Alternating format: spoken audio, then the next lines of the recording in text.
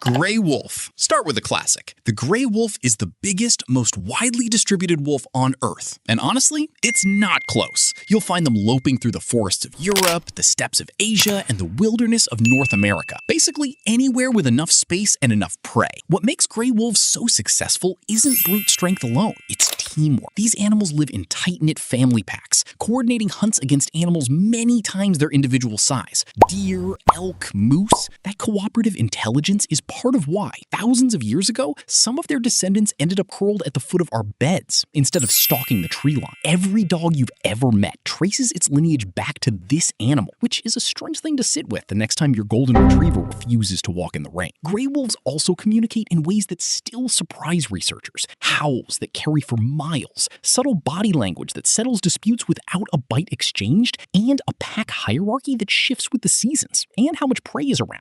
No two packs behave quite the same way, which is part of why biologists keep finding new wrinkles in their social lives, from how they divide hunting roles to how pups are raised communally. Dire wolf. Now for something that sounds like it belongs in a fantasy novel, but very much walked the real world. The dire wolf ruled parts of North and South America during the Ice Age. Bigger boned, heavier skulled, and armed with a bite built to bring down mammoth's smaller cousins. Ancient bison, wild horses, giant ground sloths. Here's the twist though. For decades, people assumed dire wolves were just oversized gray wolf relatives. Genetic research has since thrown that out the window. They're not closely related at all, more like a distant parallel branch that split off long before either lineage looked anything like today's wolves. When the Ice Age megafauna disappeared, so did the dire wolf roughly 10,000 years ago, a casualty of a changing climate and vanishing food. Fossil sites like the La Brea tar pits have preserved thousands of dire wolf remains, giving researchers an unusually detailed window into how the species lived, hunted, and eventually died out entirely. It's the one entry on this list you'll never spot in the wild, no matter how far off the trail you wander,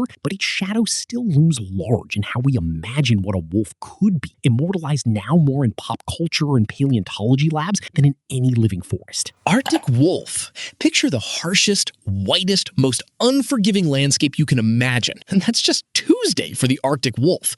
Living across the frozen expanse of northern Canada and Greenland, this wolf wears a thick, snow-pale coat that does double duty as both insulation and camouflage. One quiet advantage it has, barely any humans live where it does, so it's dodged much of the hunting pressure and habitat destruction that's hurt other wolf populations over the last century. It survives on musk oxen, Arctic hares, and caribou, sometimes covering staggering distances across the ice just to find its next meal. There's a kind of stubborn patience to Arctic wolves that wait out weeks of near total darkness and sub-zero winds without ever giving up the hunt. Their packs also tend to run smaller than those of gray wolves further south, a practical adjustment to a landscape where prey is scarce and every extra mouth to feed matters. Researchers who track these wolves often note how calm they seem around humans compared to other subspecies, a byproduct of living somewhere people almost never venture, which has made them an unusually useful window into how wolves behave when hunting pressure is essentially absent. Red wolf. Few animals illustrate back from the brink quite like the red wolf. Native to the southeastern United States, it came within a hair's breadth of vanishing entirely, and might well have if captive breeding programs hadn't stepped in at the last possible moment, scooping up the last known individuals before the species disappeared for good. Smaller and rangier than a gray wolf,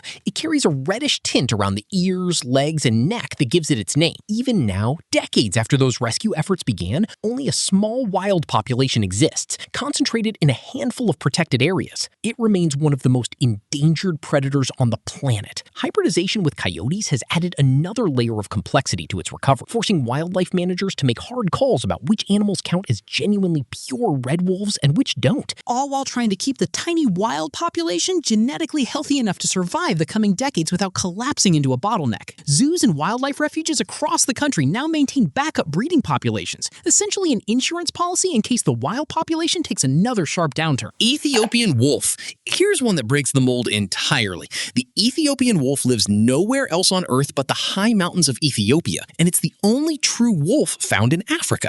With its slender frame, long legs, and rusty red coat, it looks more like an oversized fox than the wolves we picture in snowy forests. Its diet is unusual too. Instead of taking down big game, it specializes in hunting rodents, crouching patiently and listening for the faintest rustle before it pounces, sometimes spending entire afternoons stalking a single burrow. Sadly, habitat loss and diseases passed along by domestic dogs keep chipping away at its numbers, making it one of the rarest carnivores alive today. Conservationists now vaccinate local dog populations just to give this fragile mountain specialist a fighting chance at long-term survival in its shrinking highland range.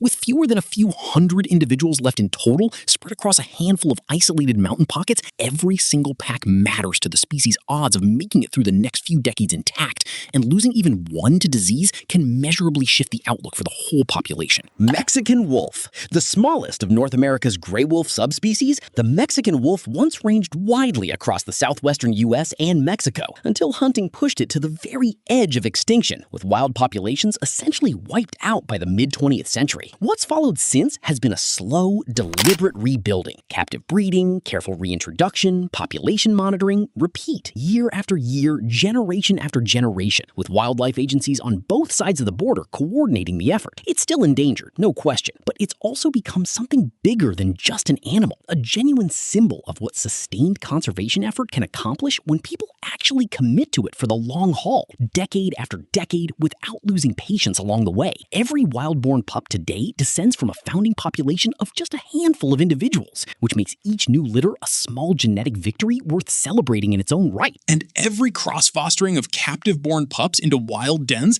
counts as a milestone worth tracking closely, celebrated by field biologists the way a rare species sighting might be elsewhere. Northwestern Wolf, also known as the Mackenzie Valley Wolf. This is the heavyweight of the wolf world, among the largest ever recorded, with some males tipping the scales well beyond what most people picture when they hear the word wolf. Ranging across Alaska and western Canada, it takes on prey most predators wouldn't dare approach. Elk, moose, even bison, brought down through sheer coordinated persistence rather than any single killing blow. Add in the stamina to travel hundreds of kilometers alongside its pack in search of territory or prey, and you've got one of the most formidable hunters anywhere in North America, respected and feared in roughly equal measure by everything sharing its vast northern range, from grizzly bears down to the smallest scavenging foxes. Its sheer size and range have made it something of a celebrity subspecies among wolf researchers, frequently studied as a benchmark for just how large and powerful a wild wolf can grow when prey is abundant and territory is vast enough to support it, offering a kind of upper baseline for the species as a whole. Himalayan wolf. Up where the air gets thin and the mountains scrape the sky, the Himalayan wolf makes its home across the Himalayas and the Tibetan Plateau, often at altitudes that would leave most other wolves gasping for breath within minutes. Scientists now think this might be one of the oldest wolf lineages still alive,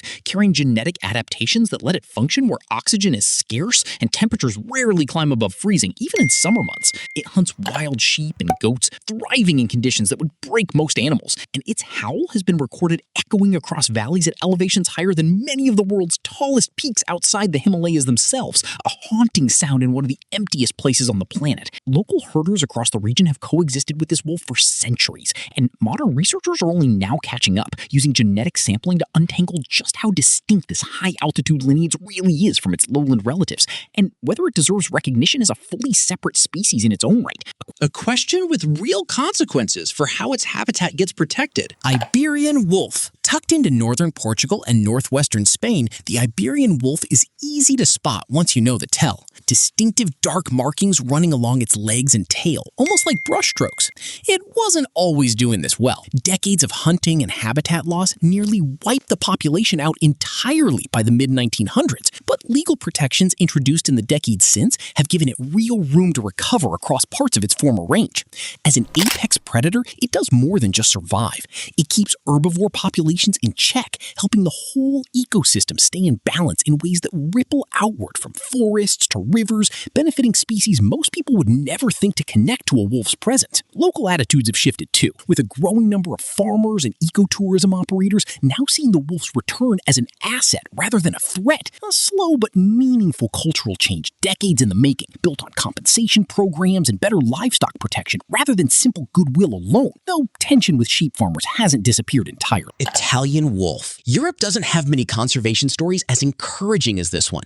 The Italian wolf teetered on the edge of extinction through much of the 20th century, reduced at one grim point to barely 100 individuals confined to a shrinking pocket of the Apennines. And yet, here it is, thriving again in the Apennine Mountains and stretches of the Alps, hunting wild boar, deer, and smaller mammals, even recolonizing areas it hadn't been seen in for generations. Its comeback stands as proof that when habitats get real protection, even severely depleted predator populations can rebuild themselves from remarkably thin margins, sometimes surprising the very researchers who spent years documenting their decline. The species has since expanded into parts of France and Switzerland on its own, crossing borders without any human help at all.